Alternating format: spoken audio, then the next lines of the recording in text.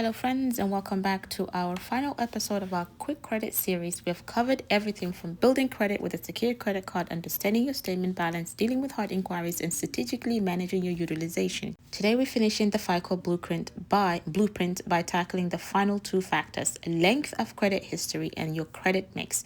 These two are smaller pieces of the pie when it comes to your overall FICO score. They're essential for hitting that top tier credit score. Then we'll give you basically kind of a complete actionable plan to take forward. So the length of credit history is 15% of your credit score. This factor makes up 15% of your score, so reward patience and stability. Lenders wants to see that you have been responsible over a long period of time, which I feel like is a rigged system, because if I want to pay off my debt, I want to pay off my debt. I'm not going to wait that long, but that's just how it works, guys.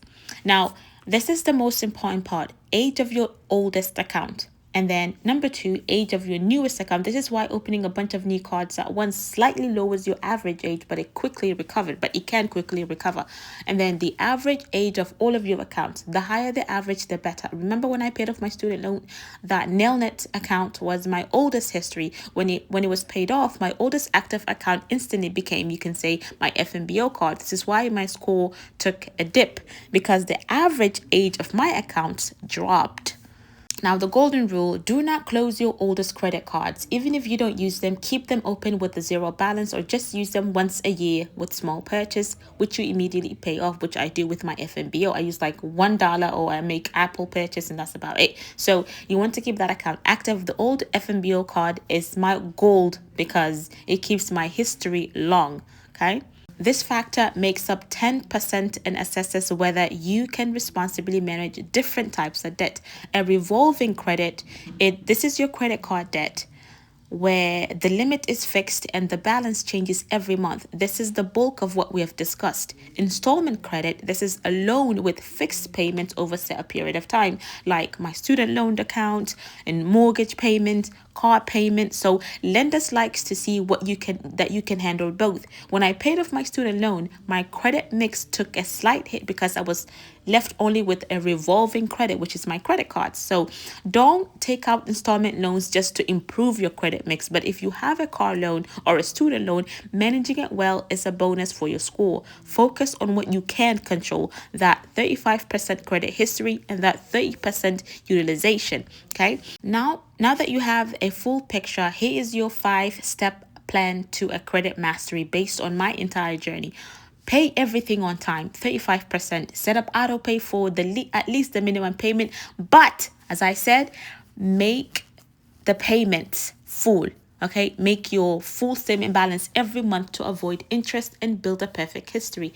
Keep your utilization low, 30% or lower than 10%. Maintain your total percentage to be below that and strive for that 10% of your total available credit. Strategically open new cards or request a credit limit increase to raise your total limit and lower your ratio.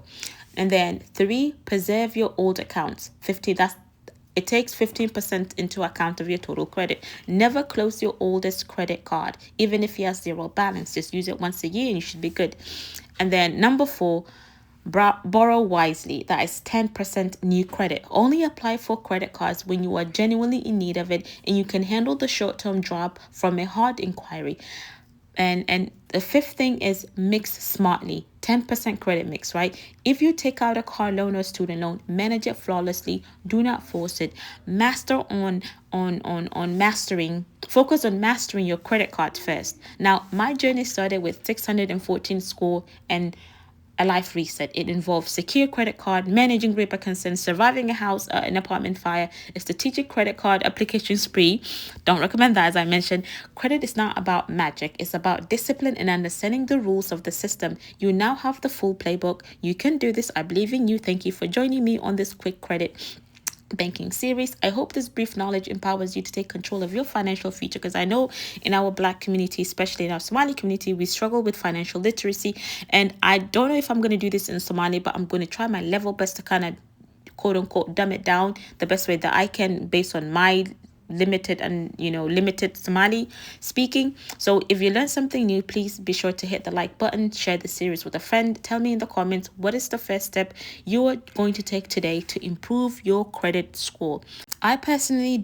I don't see the need for you to pay someone to do this for you. I personally dislike services that I could do myself. Nothing against credit repair agencies or counselors and stuff like that. Some people absolutely need that accountability to help help getting them started. If that's your method, go forward. But if you have discipline, do it yourself. You're in control of 35% of your payment history. So it's all about making your payments on time. If you're interested in taking things even further, I have another personal secret. I've successfully removed inquiries from my credit history several times just by submitting a dispute through Credit Karma and sending it out either electronically or sending papers out. So if you want me to start a series on or add on to this series, in addition to that, how I did that, let me know in the comment section and we can make it happen in the next month or so, or couple weeks now. Yeah, I think that's about it. Assalamu alaikum wa rahmatullahi wa barakatuh. I'll see you next